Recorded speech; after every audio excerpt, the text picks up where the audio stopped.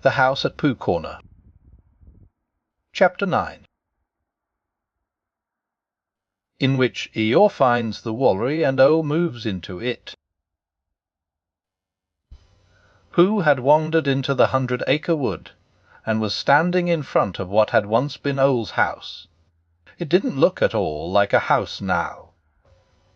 It looked like a tree which had been blown down, and as soon as a house looks like that, it is time you tried to find another one. Pooh had had a mysterious message underneath his front door that morning, saying, "I am searching for a new house for Ole, so had you Rabbit." And while he was wondering what it meant, Rabbit had come in and read it for him. "I'm leaving one for all the others," said Rabbit, "can't telling them what it means, and they'll all search too. I'm in a hurry. Goodbye." And he had run off. Pooh followed slowly. He had something better to do than to find a new house for Ole. He had to make up a Pooh song about the old one, because he had promised Piglet days, and days ago that he would, and whenever he and Piglet had met since, Piglet didn't actually say anything, but you knew at once why he didn't, and if anybody mentioned hums or trees or string or storm-synthenite. Piglet's nose went all pink at the tip, and he talked about something quite different in a hurried sort of way. "But it isn't easy," said Pooh to himself as he looked at what had once been Ole's house, "because poetry and hums aren't things which you get. They're things which get Y.O., and all you can do is to go where they can find you." He waited hopefully. "Well," said Pooh after a long wait, "I shall begin Here Lies a Tree, because it does, and then I'll see what happens." This is what happened. Here lies a tree which Ole, a bird, was fond of when it stood on end, and Ole was talking to a friend called me, see, in case you hadn't heard, when something occurred. For lo, the wind was blusterous and flattened out his favourite tree, and things looked bad for him and we. Looked bad, I mean, for he and us. I've never known them worse.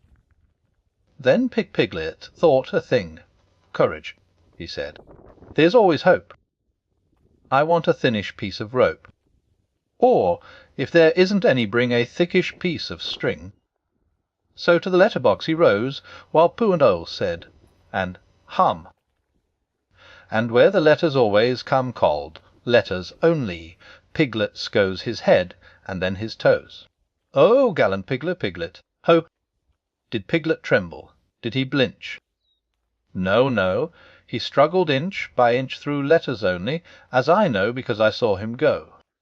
He ran and ran, and then he stood and shouted, "Help for Ole, a bird, and Pooh, a bear," until he heard the others coming through the wood, as quickly as they could. Help up and rescue. Piglet cried and showed the others where to go. Sing ho! For Piglet, the house Piglet, ho, and soon the door was opened wide, and we were both outside. Sing ho for Piglet, ho! Ho! So there it is, said Pooh, when he had sung this to himself 3 times. It's come different from what I thought it would, but it's come. Now I must go and sing it to Piglet. I am searching for a new house for Ole, so had you Rabbit. What's all this? Said Eeyore. Rabbit explained. What's the matter with his old house? Asked Eeyore. Rabbit explained. Nobody tells me, said Eeyore. Nobody keeps me informed. I make it 17 days come Friday since anybody spoke to me. It certainly isn't 17 days. Come Friday, explained Eeyore. And today's Saturday, said Rabbit. So that would make it 11 days, and I was here myself a week ago. Not conversing, said Eeyore. Not first one and then the other. You said hallo and flashed past. I saw your tail in the distance as I was meditating my reply. I had thought of saying what? But of course it was then too late. Well, I was in a hurry. No give and take. Eeyore went on. No exchange of thought to a hallock. White, I mean, it gets you nowhere. particularly if the other person's tail is only just in sight for the second half of the conversation. Go. It's your fault, Eeyore. You've never been to see any of us. You just stay here in this one corner of the forest waiting for the others to come to you. Why don't you go to teach 'em sometimes? Eeyore was silent for a little while, thinking. There may be something in what you say, Rabbit, he said at last.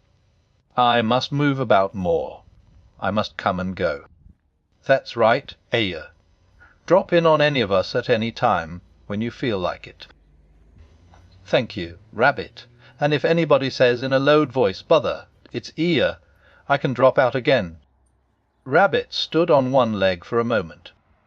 Well, he said, I must be going. Goodbye, said Eeyore. What? Oh, goodbye. And if you do come across a house for Owl, you must let us know.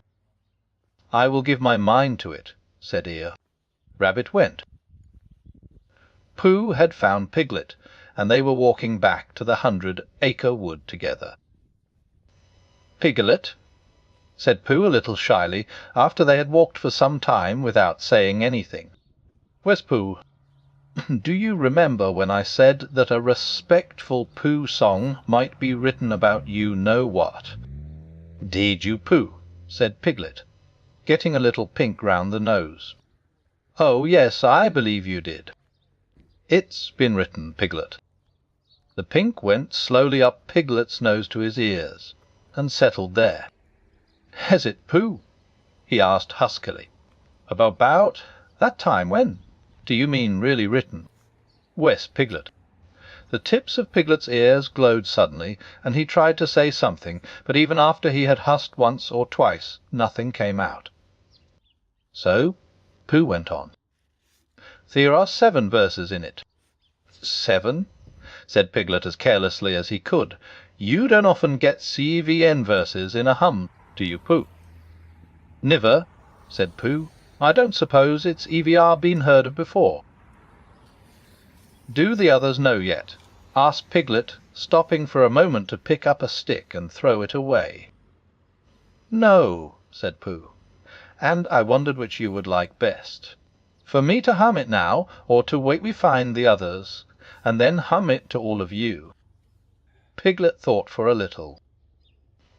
I think what I'd like best, Pooh, is I'd like you to hum it to me, no W, and T-Hen to hum it to all of us, because then everybody would hear it, but I could say, oh, yes, Pooh's told me, and pretend not to be listening. So Pooh hummed it to him, all the 7 verses, and Piglet said nothing, but just stood and glowed. Never before had anyone sung ho for Piglet, a Piglet ho all by himself. When it was over, he wanted to ask for one of the verses over again, but didn't quite like to. It was the verse beginning, O gallant Piglet, and it seemed to him a very thoughtful way, beginning a piece of poetry. Did I really do all that? He said at last. Well, said Pooh, in poetry, in a piece of poetry. Well, you died-y. It, Piglet, because the poetry says you did, and that's how people know. Oh, said Piglet, because I thought I did blinch a little, just at first, and it says, did he blinch? No, that's why. You only blinched inside, said Pooh. That's the bravest way for a very small animal not to blinch that there is.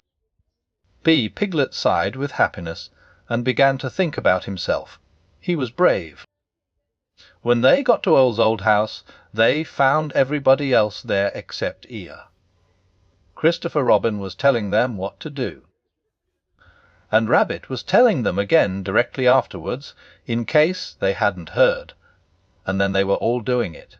They had got a rope, and were pulling Owl's chairs and pictures and things out of his old house, so as to be ready to put them into his new one.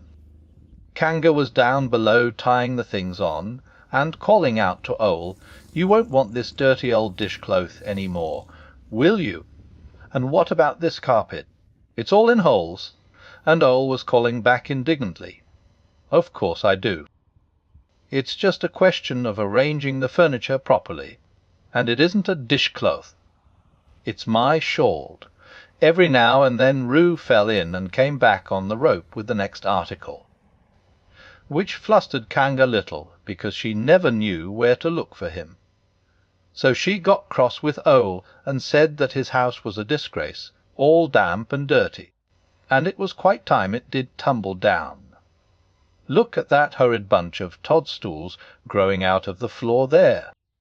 So Ole looked down, a little surprised because he didn't know about this, and then gave a short sarcastic laugh, and explained that that was his sponge, and that if people didn't know a perfectly ordinary bar sponge when they saw it, things were coming to a pretty pass. "Well," said Kanga, and Roo fell in quickly, crying, "I must see Ole sponge. Oh, there it is. Oh, Ole." "Ole, it isn't a sponge, it's a spudge. Do you know what a spudge is, Ole?" "It's when your sponge gets all." And Kanga said, "Roo, dear," very quickly, because that's now the way to talk to anybody who can spell Tuesday. But they were all quite happy when Pooh and Piglet came along, and they stopped working in order to have a little rest and listen to Pooh's new song. So then they all told Pooh how good it was, and Piglet said carelessly, "Ain't ice good, isn't it? I mean as a song." "And what about the new house?" asked Pooh. "Have you found it, Ole?" "He's found a name for it," said Christopher Robin, lazily nibbling at a piece of grass. "So now all he wants is the house." "I am calling it this," said O importantly, and he showed them what he had been making. It was a square piece of board with the name of the house painted on it. But it was at this exciting moment that something came through the trees, and bumped into Ole. The board fell to the ground, and Piglet and Roo bent over it eagerly. "Oh, it's you," said Ole crossly. "Hallo, Eeyore," said Rabbit, "here you are. Where have yo been?" Eeyore took no notice of them. "Good morning, Christopher Robin," he said, brushing away Roo and Piglet, and sitting down on the wallery. "Are we alone?" "Yes," said Christopher Robin, smiling to himself. "I have been told. The news has worked through to my corner of the forest. The damp bit down on the right which nobody wants. That a certain person is looking for a house. I have found one for him." "Ah, well done," said Rabbit kindly. Eeyore looked round slowly at him, and then turned back to Christopher Robin. "We have been joined by something," he said in a loud whisper. "But no matter, we can leave it behind. If you will come with me, Christopher Robin, I will show you the house." Christopher Robin jumped up. "Come on, Pooh," he said. "Come on, Tigger," cried Roo. "Shall we go, Ole?" said Rabbit. "Wait a moment," said Ole, picking up his notice board, which had just come into sight again. Eeyore waved them back. "Christopher Robin and I are going for a short walk," he said. "Not a jostle. If he likes to bring Pooh and Piglet with him, I shall be glad of their company, but one must be able to breathe." "That's all right," said Rabbit, rather glad to be left in charge of something. "We'll go on getting the things out. Now then, Tigger, where's that rope? What's the matter, Ole?" Ole, who had just discovered that his new address was the smudge, cuffed at Eeyore sternly, but said nothing, and Eeyore, with most of the worry behind him, marched off with his friends. So, in a little while, they came to the house which Eeyore had found, and for some minutes before they came to it, Piglet was nudging Pooh, and Pooh was nudging Piglet, and they were saying, "It is," and "It can't be," "It is, real way," to each other, and when they got there, it really was. "Here," said Eeyore proudly, stopping them outside Piglet's house. "And the name on it, and everything." "Oh!" cried Christopher Robin, wondering whether to laugh or what. "Just the house for Ole. Don't you think so, little Piglet?" And then Piglet did a noble thing. and he did it in a sort of dream. While he was thinking of all the wonderful words, Pooh had hummed about him. "Wes, it's just the house for Ole," he said grandly, "and I hope he'll be very happy in it." And then he gulped twice, because he had been very happy in it himself. "What do you think?" Christopher Robin asked Ale a little anxiously, feeling that something wasn't quite right. Christopher Robin had a question to ask first, and he was wondering how to ask it. "Well," he said at last, "it's a very nice house, and if your own house is blown down, you must go somewhere else, mustn't you, Piglet?" "What would you do if your house was blown down?" Before Piglet could think, Pooh answered for him. "He'd come and live with me," said Pooh. "Wouldn't you, Piglet?" Piglet squeezed his paw. "Thank you, Pooh," he said. "I should love to."